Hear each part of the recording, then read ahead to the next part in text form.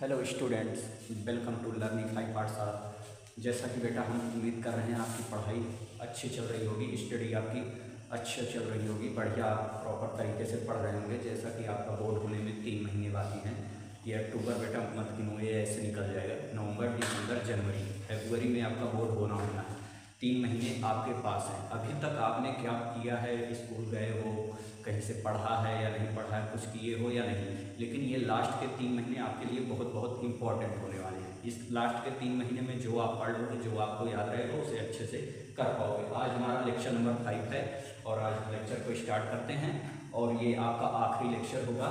उसके बाद हम एक और लेक्चर रखेंगे, उसमें आपको डाउट्स को लिया जाएगा, जो क्वेश्चंस होंगे टेक्स्ट बुक में उसको किए जाएंगे और बाकी सारी चीज़ें आपको रिकैप करवाई जाएंगी। रिवीजन एक तरह से कराया जाएगा। वो लास्ट क्लास आपकी होगी और ये आज टॉपिक की सारे चैप्टर्स आपके यहीं पर आज खत्म हो जाएंगे आज के लेक्चर में। तो आइए ज़्यादा लेट ना करते हुए लेक्चर को स्टार्ट करते हैं। यहाँ पर आप देख रहे होंगे लिखा है ऑक्सीकारक तथा अपचायक, oxidising and reducing agent. Agent का मतलब बेटा शुद्ध हिंदी में क्या बोलते हैं? दलाल। क्या होता है? इस एजेंट का मतलब होता है दलाल। ठीक है, दलाल क्या होता है? कहीं भी आप देखो, कुछ भी कराने जाओ, आप अपना ड्राइविंग लाइसेंस बनवाने जाओ या कहीं भी चले जाओ, तो बाहर दलाल होते हैं। वो क्या होते हैं? वो मीडिएटर का काम करते हैं। वो किसी आदमी से आपका संपर्क कराते हैं, बीच में रहते हैं, अपना कमीशन लेते हैं। वो क्या कहलाते हैं? दलाल। यही क्या हो गया? एजेंट। आई होप कि एजेंट का मतलब आपको समझ में आ रहा होगा।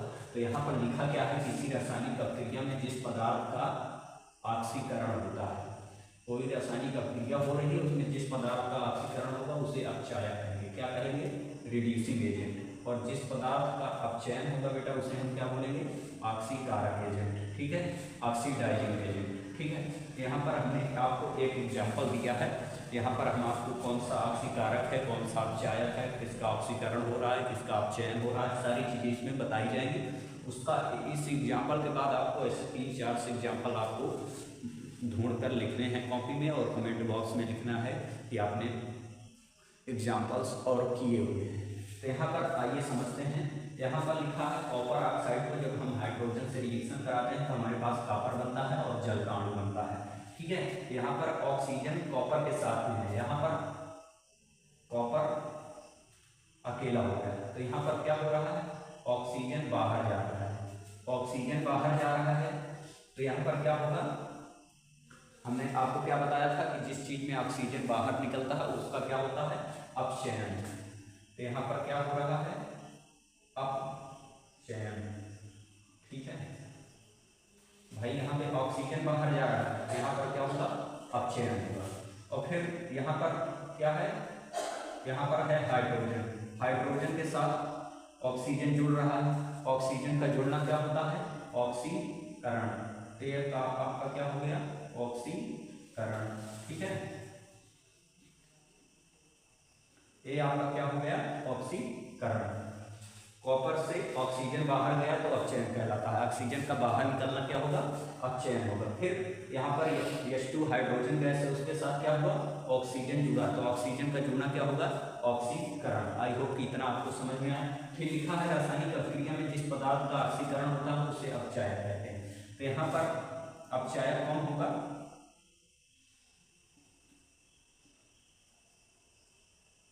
अपचायक यहाँ पे आपका H2 होगा। ठीक है, कह रहा है जिस पदार्थ का ऑक्सीकरण होगा उसे हम रिड्यूसिंग एजेंट अपचायक कहेंगे। तो इसका ऑक्सीकरण हो रहा है हाइड्रोजन गैस का, तो अपचायक कौन हो जाएगा? H2। फिर उसके बाद कह रहा है जिस पदार्थ का अपचयन होगा उसको ऑक्सीकारक कहेंगे। अपचयन किसका हो रहा है? यहाँ पर अपचयन हो रहा है कॉपर ऑक्साइड का। तो ऑक्सीकारक एजेंट कौन होगा?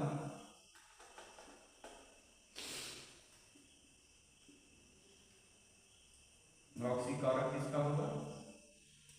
कॉपर ऑक्साइड का। ठीक है, उसके बाद यहाँ पर अपचयन किसका हो रहा है? अपचयन किसका हो रहा है? अपचयन हो रहा है बेटा कॉपर ऑक्साइड का। और ऑक्सीकरण किसका हो रहा है? ऑक्सीकरण किसका हो रहा है? ऑक्सीकरण हो रहा है हाइड्रोजन का। ठीक है, अब जिस पदार्थ का ऑक्सीकरण होगा उसे हम अपचायक कहेंगे। ऑक्सीकरण किसका हो रहा है? हाइड्रोजन गैस का। ऑक्सीकरण हाइड्रोजन गैस, तो उसे हम क्या बोलेंगे, अपचयन। ठीक है, इतना आपका की पॉइंट है ये रिएक्शन समझने के लिए। आपको एकदम सिंपल एग्जाम्पल देकर आपको चारों चीजें समझा दी गई हैं। यहाँ पे पॉइंट लिखा है, आप एज इट इज अपने नोट्स में लिखिए और उदाहरण को समझिए। यहाँ पर सारी चीजें एक एक तोड़कर बता दी गई हैं। आई होप कि आपको कॉन्सेप्ट समझ में आया होगा। तब तक पॉज करके आप इसको नोट करिए। मैं साइड हट जाता हूँ, फिर उसके बाद 2-3 टॉपिक और हैं, उसके बाद डिस्कस करेंगे। आज का ये चैप्टर खत्म हो जाएगा।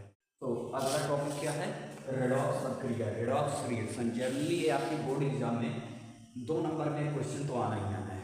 मतलब रेडॉक्स अपक्रिया पूछ लेगा कि रेडॉक्स अपक्रिया क्या होती है, एक उदाहरण देकर समझाइए, या ऐसा पूछ लेगा रेडॉक्स अपक्रिया से आप क्या समझते हैं। तो आइए रेडॉक्स अपक्रिया को समझते हैं। लिखा है ऐसी अपक्रिया जिसमें एक अभिकारक उपचयित होता है तथा दूसरा अभिकारक अपचयित होता है, उसे रेडॉक्स अपक्रिया कहते हैं। मतलब एक रिएक्टेंट का तो ऑक्सीडेशन होगा और दूसरे रिएक्टेंट का क्या होगा, रिडक्शन होगा। मतलब एक का ऑक्सीकरण होगा और एक का अपचयन होगा, वो हमारी क्या होगी, रेडॉक्स अपक्रिया कहलाएगी। तो जनरली आपको ऐसे डिफिनीशन लिख के ऐसे 1-2 एग्जाम्पल्स दे देने हैं, वो आपका रेडॉक्स अपक्रिया पूरा हो जाएगा। कोई इसमें लंबी चौड़ी डीप डाउन नहीं करना है अपने को। तो ऐसी अपक्रिया जिसमें एक अभिकारक उपचयित तथा दूसरा अभिकारक अपचयित होता है, उसे रेडॉक्स अपक्रिया कहते हैं। ये उदाहरण जैसे मैंने आपको उसमें समझाया वही फिर है यहाँ पे। तो पहला उदाहरण आपको ले लेते हैं, सिंपल लेते हैं बेटा, ताकि आपको याद रहे, क्योंकि आप भूल भी जाते हो चीज़ों को। यहाँ पर ऑक्सीजन क्या हो रही है, निकल रही है, इसका क्या हो गया, ऑक्सीकरण।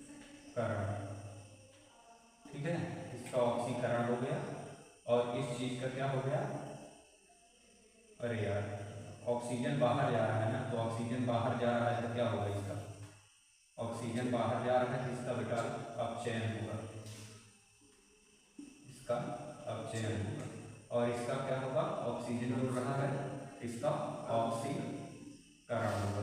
ठीक है, अब लास्ट प्रोसेस रिएक्शन बैलेंस करने का, लगभग रिएक्शन ये वाली बैलेंस है। ठीक है, यहाँ पर ऑक्सीजन बाहर निकल रही है, तो इसका क्या होगा, अपचयन होगा। ठीक है, इसका अपचयन होगा। और यहाँ पर कार्बन के साथ ऑक्सीजन जुड़ रहा है, इसका क्या होगा, ऑक्सीकरण होगा। ठीक है, चीज़ें आपको क्लियरली समझ में आ रही होंगी। और सेकंड एग्जाम्पल ये है, थर्ड ये थर्ड एग्जाम्पल आपके लिए बेटा मैं छोड़ रहा हूँ होमवर्क, SW। ठीक है, SW। तीसरा एग्जाम्पल आपको किसका ऑक्सीकरण हो रहा है, किसका अपचयन हो रहा है, कौन सा अपचायक है, कौन सा ऑक्सीकारक है, सारी चीज़ें आपको लिखना है और रिएक्शन को बैलेंस भी करना है आपको। ठीक है, तो रेडॉक्स अपक्रिया आपको समझ में आ गई होगी। आपका फिर बचता है 2 टॉपिक, इसको आप नोट करके उसके बाद मैं आपको 2 टॉपिक और बता के चैप्टर को खत्म करता हूँ। तो अपना नेक्स्ट टॉपिक कौन सा है, संक्षारण, कोरोजन। संक्षारण होता क्या है, कोरोजन होता क्या है, ये आपके बोर्ड में यहाँ से क्वेश्चन बनना है।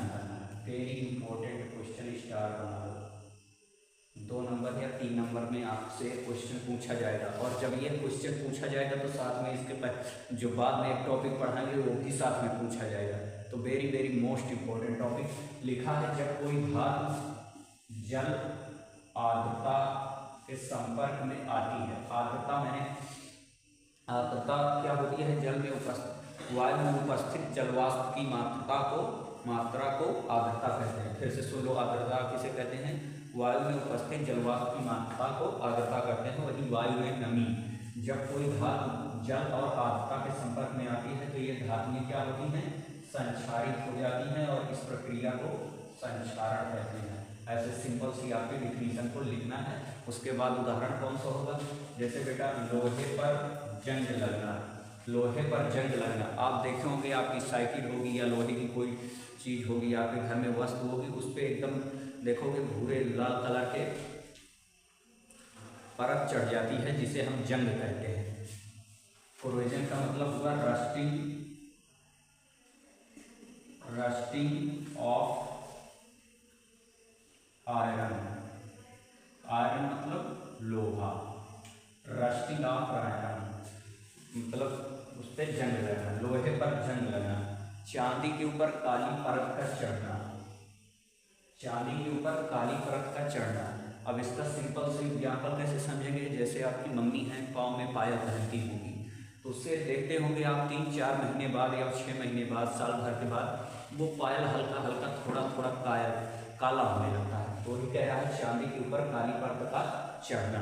उसके बाद तीसरा एग्जाम्पल आपके पास है तांबे के ऊपर हरी परत का चढ़ना। आपके घर में तांबे का बर्तन होगा, जिससे कहते हैं कि उसमें भोजन करने से, पानी पीने से शरीर को काफ़ी सारे लाभदायक चीज़ें मिलती हैं। तो तांबे के ऊपर अगर आप उसे घिसेंगे नहीं, अच्छे से साफ नहीं करेंगे, तो उस पर आप धीरे धीरे देखेंगे भूरे हरे टाइप की परत जम जाती है। वही कह रहा है कि तांबे के ऊपर हरी परत का चढ़ना। संचारण का सिंपल से मतलब हुआ रस्टिंग ऑफ आयरन। जब आयरन Fe को कह रहा है वायु जल, वायु O2 और जल से आप क्रिया कराते हैं तो आयरन ऑक्साइड X2O, ये जंग का सूत्र है, ये जंग का रासायनिक सूत्र है, ये अभिक्रिया है जंग की। आप सिंपल से डिफिनीशन को नोट करिए, उदाहरण नोट करिए, आपको संचारण समझ में आ गया होगा। इसमें ज़्यादा कॉन्सेप्ट वाली मेरा बात नहीं है, सिंपल से आपसे 2 नंबर में ऐसा क्वेश्चन आपको पूछ ही लेगा, ठीक है।